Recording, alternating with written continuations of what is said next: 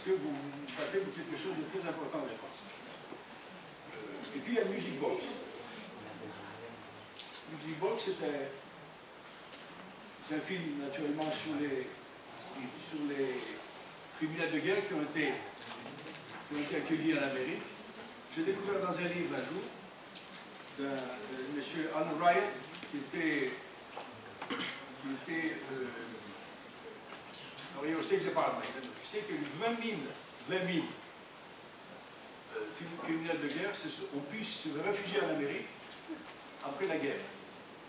Et quand je travaillais avec Joe Estechar, le scénariste, il me racontait des histoires de Chicago, etc., de l'extrême droite. Je lui ai dit, peut-être écrire le scénario. Et puis un jour, il est arrivé avec le scénario. Mais pour moi, ce qui est important, c'est les relations avec le père. Le vrai thème, c'est le père. Qui est notre père? Et ça nous prolonge naturellement qui sont nos pères. Que ce soit nos pères, disons, je ne sais pas moi, intellectuels, ceux de l'école, nos professeurs, qui sont nos hommes politiques. Qu'est-ce qui se cache devant ces personnages que d'une manière générale on respecte et parfois, et souvent même, on suit.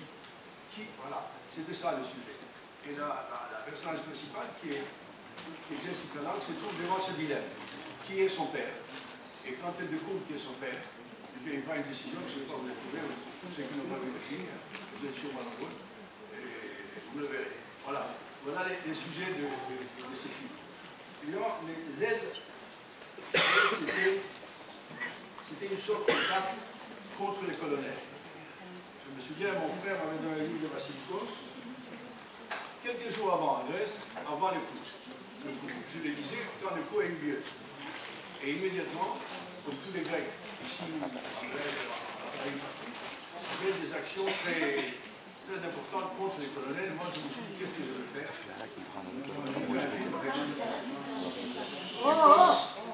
Et comme c'est fait un petit peu comme on voit qu'on écrit dans le mur, comme fait là. Le film est fait de la même manière, avec la même, comment dirais-je, la même, je ne pense pas intéresser à tout le monde, c'est fait avec la même passion que vous avez pour ce problème-là. Z, c'est fait avec cette même passion. Je répète, comme on écrit sur le mur, en bas avec le colonel. Voilà. On a fait le film, et je crois qu'il est bien ressenti comme ça. C'est pour ça que je pense que ces luttes sont importantes, mais elles sont importantes aussi quand il s'agit d'instaurer un dialogue. Il n'est pas question de faire des monologues, de dire faites ceci, faites ça.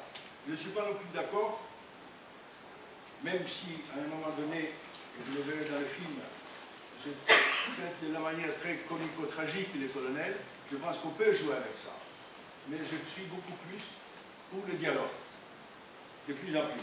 Et surtout quand on nous voit dans les pays démocratiques, comme nous le faisons en ce moment. Je ne suis pas en train de vous donner une leçon là, n'est-ce pas? Je suis plutôt en train de dire ce que je pense. Et vous en faites ce que vous voulez et vous pensez ce que vous en voulez. Voilà.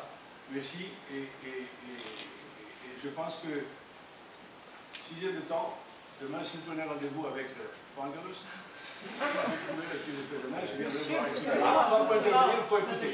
Je peux poser une question. Vous avez parlé de processus démocratique et vous avez dit qu'en ce moment en Grèce, le gouvernement a été élu par le peuple. Monsieur Pangalos, il y a quelque temps, il y a un mois à peu près, il a traité tout le peuple grec d'imbécile. Est-ce que vous pensez que c'est un comportement démocratique? Non, c'est pas une blague. C'est pas du tout une blague, c'est vrai. Vous pouvez aller regarder tous les journaux. Si vous voulez, je peux vous les amener demain. C'est marqué dessus. On pourrait peut-être expliquer un peu l'action d'aujourd'hui parce qu'il y a beaucoup d'incompréhension. Peut-être 2 minutes. 2 minutes.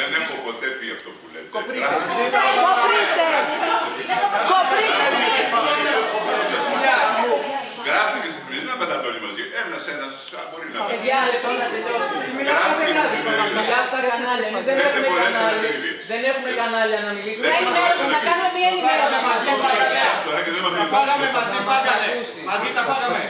Μαζί είναι περισσότερο. Άμα έρθετε αύριο θα τον αλήθεια τότε. Εδώ θα μας αφήνουν.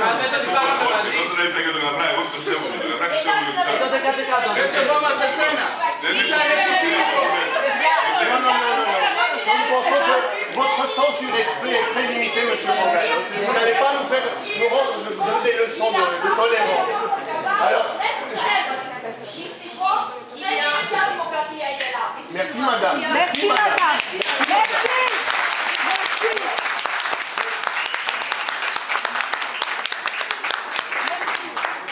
Alors, si vous le permettez, je pense que nous devons, il est vrai que nous devons à M. Gavras, ainsi qu'à tous les gens qui sont là, une explication sur le sens de cette action d'aujourd'hui. Nous, si on est là, c'est principalement pour soutenir les 300 grévistes de la faim, les immigrés qui sont en ce moment en train de... Je ne sais pas si on est à 20 ou 25 de... Alors, on ne savait même pas que M. Pangalos allait venir aujourd'hui.